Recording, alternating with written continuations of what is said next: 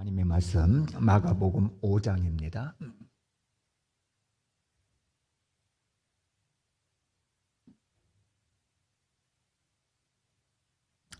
마가복음 5장 6절에서 10절까지.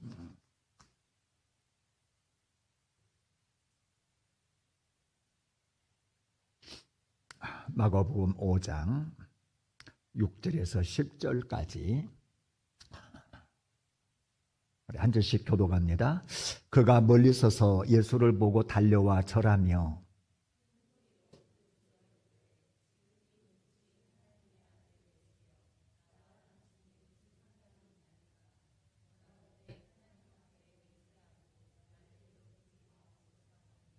이는 예수께서 이미 그에게 이르시기를 더러운 귀신아 그 사람에게서 나오라 하셨음이라.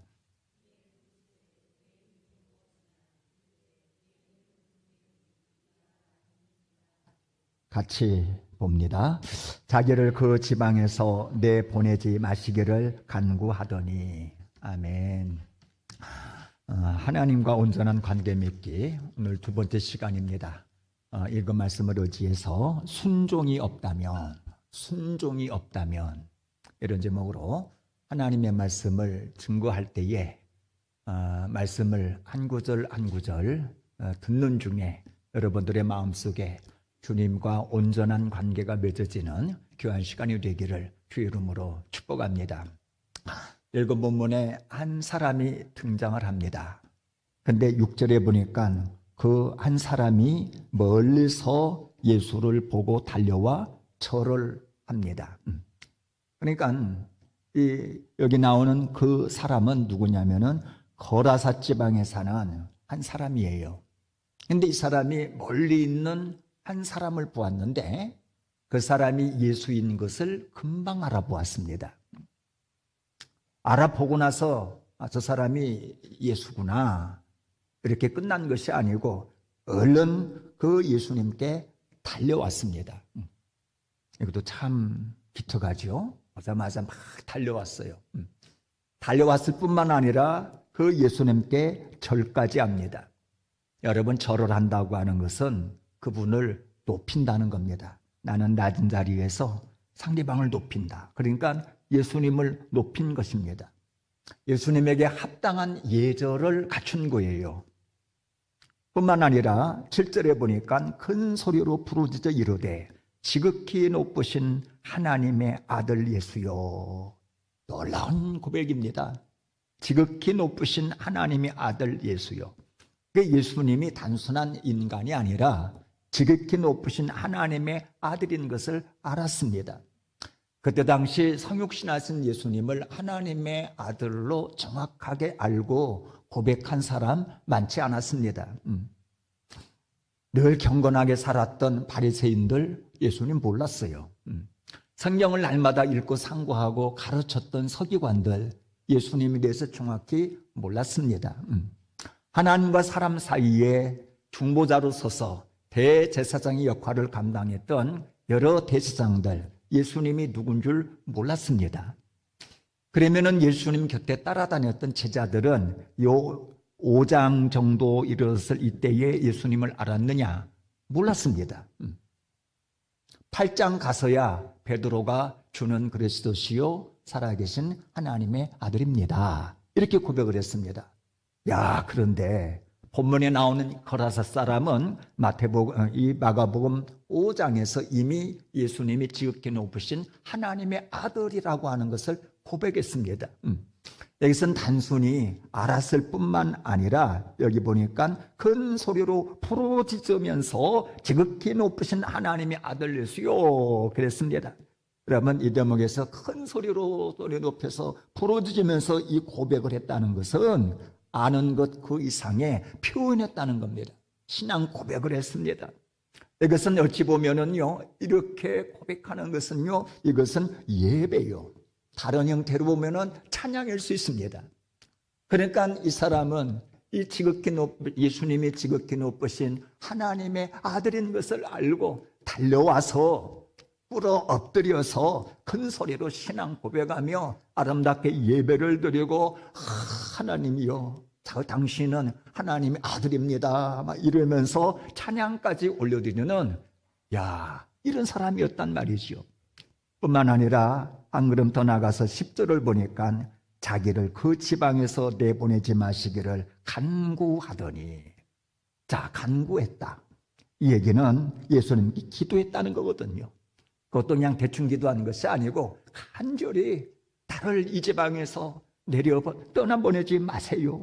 나 여기서 살 수 있도록 나에게 은혜를 베풀어 주시고 내 소원을 좀 들어주세요 라고 간절히 기도했습니다. 여러분 살아보셨어야지만 이렇게 주님 앞에 나와서 간절히 기도한다고 하는 거 이거 쉬운 일이 아닙니다. 그래서 기도해야지 하면서도 기도하지 못할 때도 많고, 기도한다고 할지라도 간절함이 떨어지고 형식적으로 대충 기도할 때도 참 많이 있고, 그런데 이 거라사 사람 보니까 달려와가지고 그저 막 나를 이 지방에서 떠나지 마시기를 참 간절히, 얼마나 간절히 기도하는 줄 모릅니다.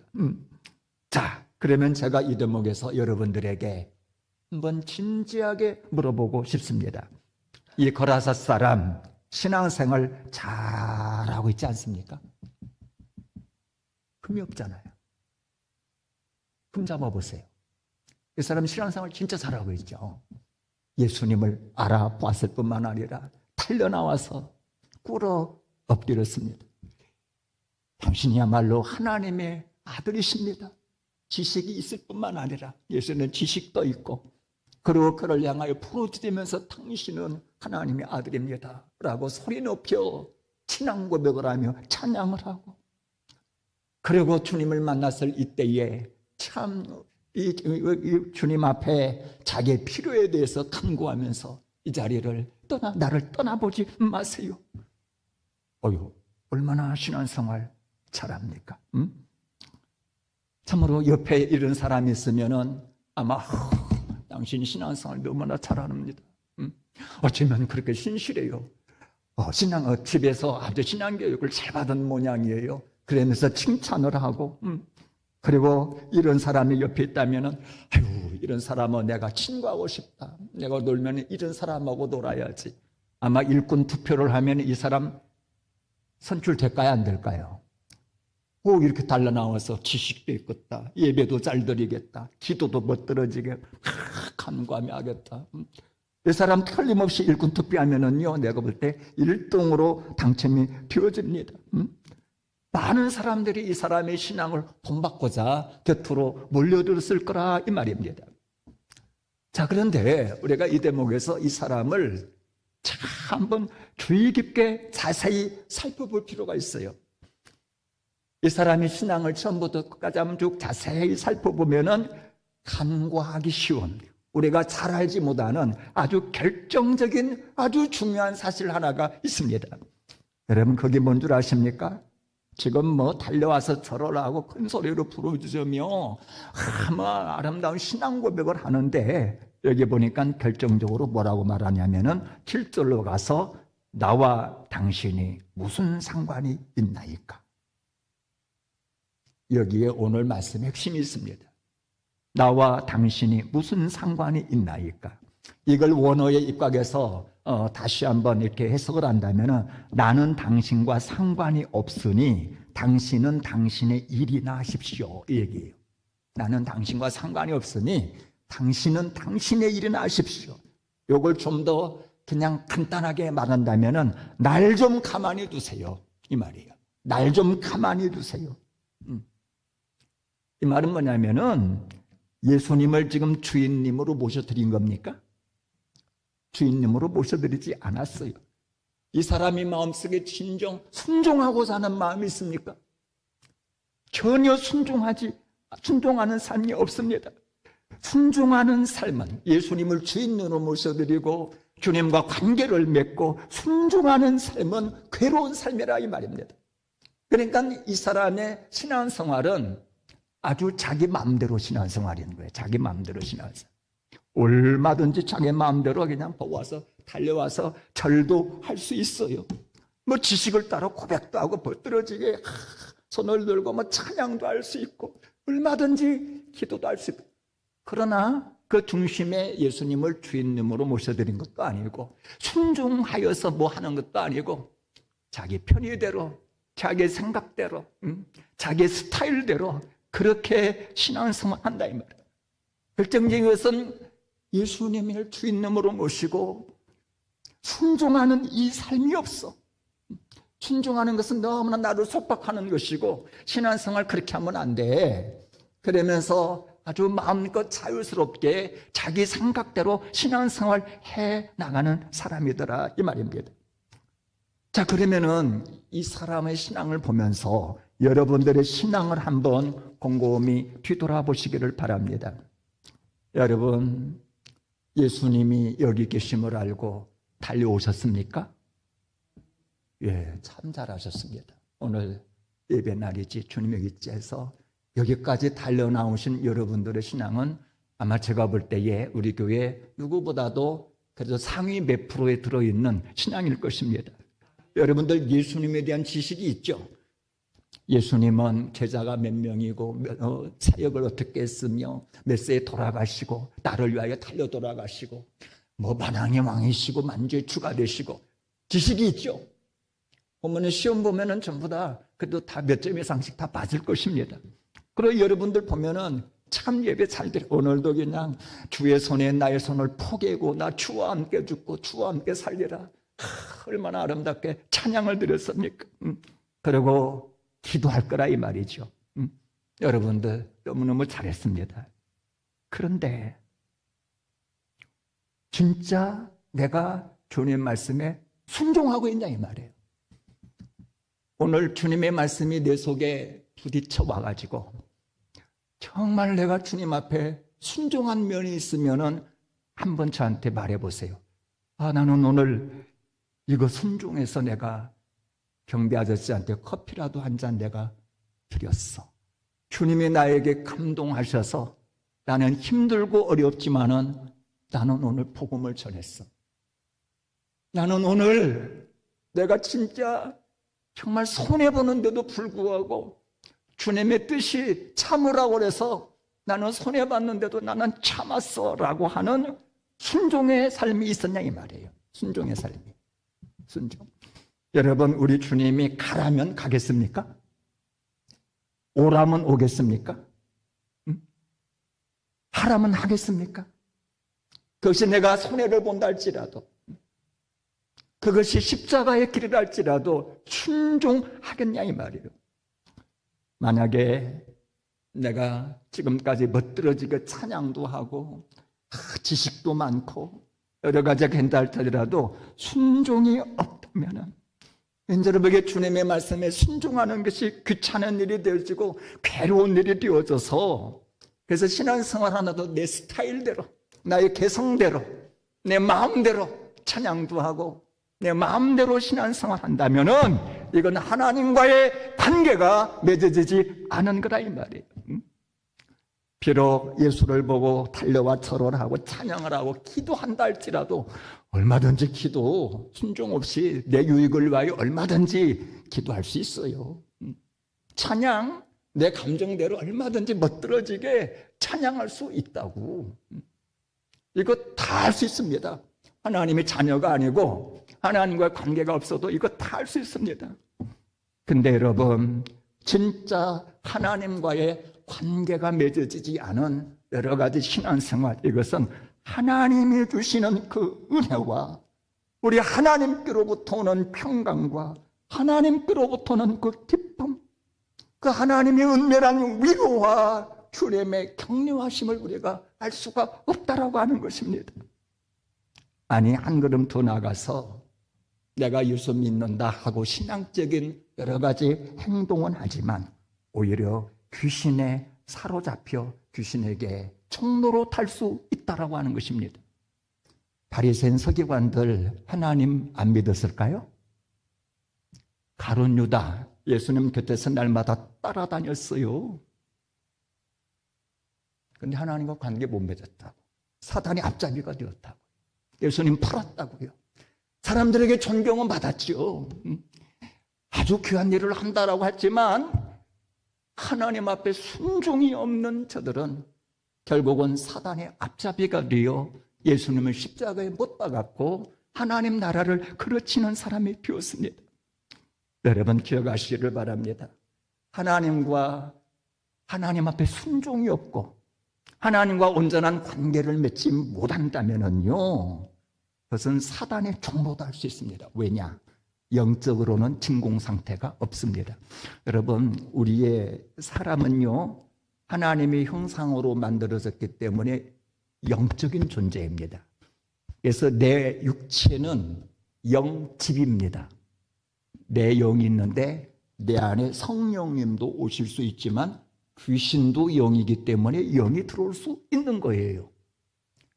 그래서 내 안에 예수님도 오실 수 있지만 예수님이 안 계시고 예수님이 주인 노릇 안 하시면 사탄 마귀가 이 모양 저 모양 다양한 방법으로 내게 들어와서 나를 사로잡고 총노릇 할 수 있고 사단이 내 속에서 역사함에도 찬양할 수 있어요. 사단이 있어도 하나님을 신앙 고백할 수 있고 기도도 할 수 있다 이 말이에요. 여러분, 사울왕 하나님이 세우신 초대 왕이었습니다. 얼마나 신실한 하나님의 종이었는지 몰라요. 그런데 어느 날 하나님께서 사무엘 선지자를 통하여서 말하잖아요. 아멜렉을 진멸하거라. 그래서 군사들을 이끌고 이 사울 왕이 이제 전투에 나갔습니다. 그런데 진멸했습니까? 안 했습니까? 진멸하지를 않았어. 아각을 살리고 눈에 보기에 좋은 우양을 살려가지고 왔어. 그래서 사무엘 선지자가 와서 보니까 음메 소리가 나고 안 죽였거든. 그래서 물어봤죠. 야, 너 왜 왕이 안 죽였습니까? 그랬더니 하는 얘기가 하나님께 제사 드리려고 내가 안 죽였습니다. 너무너무 거룩하죠. 그죠? 하나님께 제사 드리기 위하여 내가 죽이지 아니하고 좋은 것을 살려두었습니다. 얼마나 거룩하고 얼마나 합당하고 좋습니까?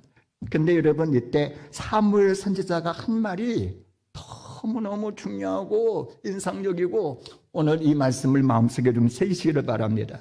이때 사무엘 선지자가 뭐라고 말했습니까? 사무엘상 15장 22절 23절 우리 같이 한번 읽으십시다. 시작. 사무엘이 이르되 여호와께서 번제와 다른 제사를 그의 목소리를 청중하는 것을 좋아하심과 같이 좋아하시겠나이까?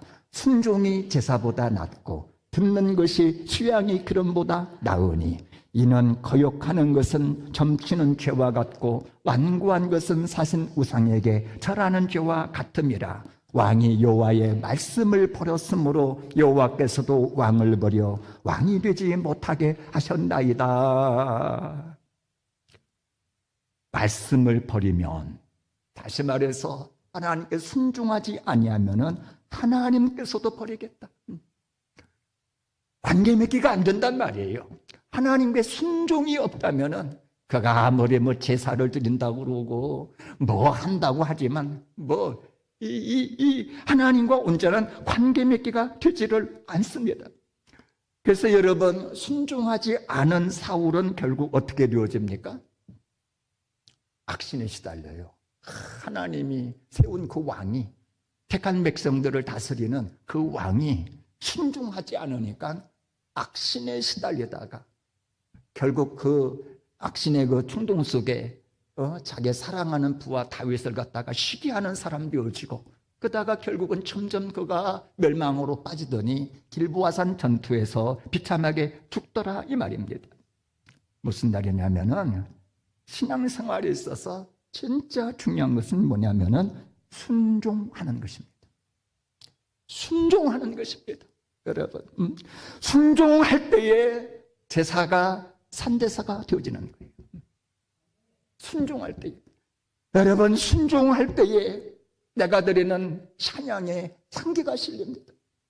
순종의 찬양, 온몸으로 순종하여 찬양할 때에 이 찬양은 향기가 나 우리 하나님이 받으시는 찬양이 될 것이며, 내가 순종하는 기도 드릴 때에 그 순종 속에 기도가 참으로 능력 있는 기도가 되어지면서 순종하는 내 삶 속에 하나님의 영광이 가득히 나타나는 줄로 믿으시기를 바랍니다. 그래서 여러분 성경을 보세요. 모든 기적의 뒷배경 속에는 순종이 있습니다. 순종 없이 기적이 있는데 봤습니까? 성경. 모든 성경의 기적, 하나님의 영광이 찬란하게 나타나고 하나님의 은혜가 임했던 모든 그 기적의 뒷배경에는 다 순종이 있습니다. 그 튼튼했던 여리고성이 그냥 무너져 내렸어요. 왜 무너져 내렸습니까? 이스라엘 백성들이 순종했기 때문에. 7바퀴 돌아라. 그저 순종하고 돌았더니 하나님이 역사하셔서 그냥 여리고성이 무너져 내렸어요. 요단강이 막 범람해서 내려가는데 쫙 갈라졌어. 이스라엘 백성들이 이렇게 지나가니까. 왜 갈라졌습니까? 순종했을 때에 갈라졌단 말이지. 그러면 남한 장군이 문둥병에 걸려가지고는 그 고민이 많았는데 깨끗하게 나왔어. 왜 나왔습니까? 순종했더니 다 나왔습니다. 왜 순종할 때 이런 역사가 일어나느냐?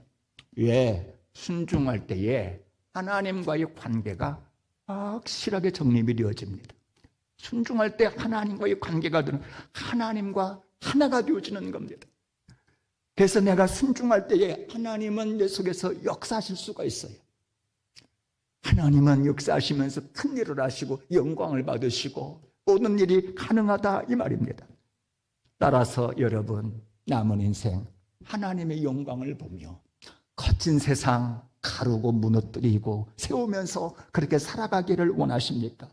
그렇다면 순종하는 사람이 되시기를 주 이름으로 축복합니다. 주님 말씀하시면 때가 다 가는 거예요. 주님 뜻이 아니면 가다가 멈춰 서는 것입니다. 비록 이해가 아니 될지라도 내가 손해를 본다 할지라도 그저 내 자신을 부인하고 오직 주님의 말씀에 순종하여만 인생을 걸어간다면 주님은 나를 통하여 역사하시고 나를 통하여 영광을 받으시고 나를 통하여 주님이 하시고자 하는 모든 일을 하시게 될 것입니다. 따라서 이 시간 주님과 온전한 관계를 맺기를 원한다면 예배도 중요하고 기도도 다 중요하지만 순종, 순종할 때 우리 주님께서는 기뻐하시고 온전한 관계가 있구나. 다시 한번 마음속에 새기시고 남은 인생 범사에 순종함으로 말미암아 우리 주님과 온전한 관계를 맺으시고 그리고 살아가는 동안에 순종하는 나를 통해 역사하시는 우리 주님의 은혜를 마음껏 누릴 수 있는 저와 여러분들이 되시기를 주 이름으로 축복합니다.